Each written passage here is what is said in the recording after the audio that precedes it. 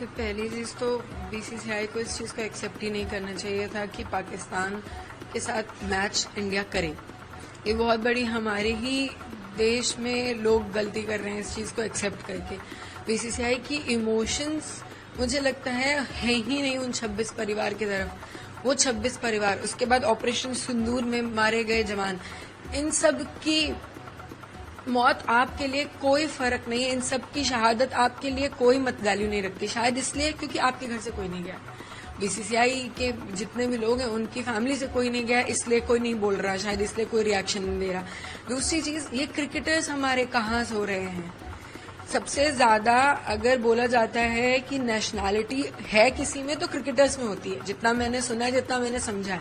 इसीलिए क्रिकेट को एक नेशनल गेम की तरह देखा जाता है, जबकि हॉकी हमारा नेशनल गेम है। उसके बाद एक भी क्रिकेटर, एक दो के अलावा क्रिकेटर्स आए नहीं हैं ये बोलने कि नहीं हमें इंडिया पाकिस्तान का मैच बायकॉट करना है, हम पाकिस्तान के साथ नहीं खेलना चाहते। आप स्टैंड लो ना।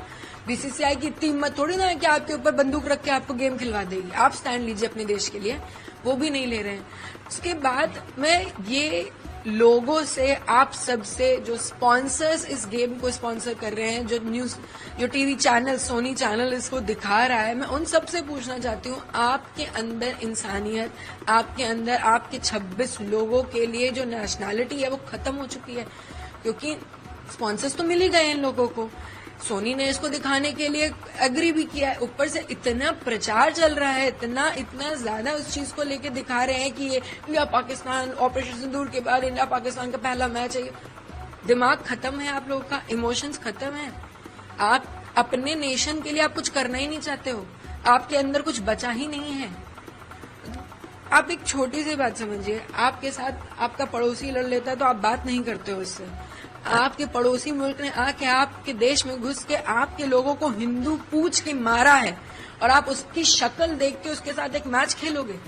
इतनी आपके अंदर इतना भी कुछ बचा है?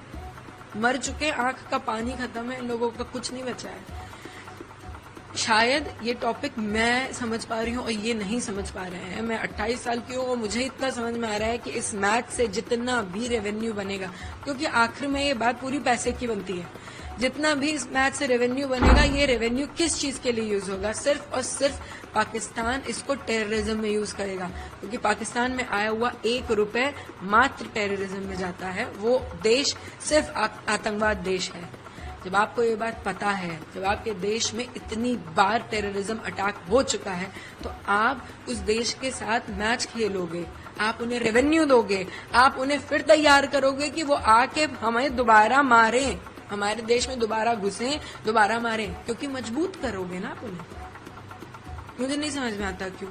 आप लोगों के जरिए मैं हाथ जोड़ के जितने भी लोग मुझे सुन सकते हैं ना, उन सबसे ये बोलूंगी, बायकॉट करिए इस मैच को, मत देखिए। आप उस दिन मैच मत देखिए, देखने मत जाइए, टीवी मत ऑन करिए मैच के टाइम पे। आप नहीं खोलोगे, उनकी व्यूअरशिप नहीं आएगी, उनके पास पैसे नहीं आएंगे, तो शायद हम एक बदलाव ला सकें। इतना जो स्टैंड लेना चाहिए था, चाहे गवर्नमेंट हो, बीसीसीआई हो या अन्य लोगों को हो, ऐसे पब्लिक को, वो नहीं लिया गया। बिल्कुल नहीं लिया गया। गवर्नमेंट ने बोला था कि इंडिया पाकिस्तान का मैच नहीं होगा, इंडिया पाकिस्तान डायरेक्टली नहीं खेलेगी, ना पाकिस्तान इंडिया के लैंड में आएगा, ना इंडिया पाकिस्तान के लैंड में आएगा। तो बीसीसीआई ने एक नया रास्ता निकलवा दिया कि हम दूसरे देश में जाके खेल लेंगे। दुबई में ये गेम हो रहा है, उनका है कि ये डायरेक्ट थोड़ी है, डायरेक्ट इंडिया पाकिस्तान थोड़ी है, तो एशिया वर्ल्ड कप है, उसमें हम खेलना चाह रहे हैं। अरे कोई भी हो, XYZ, पहले तो एशिया वर्ल्ड कप में पाकिस्तान इन्वॉल्व क्यों है?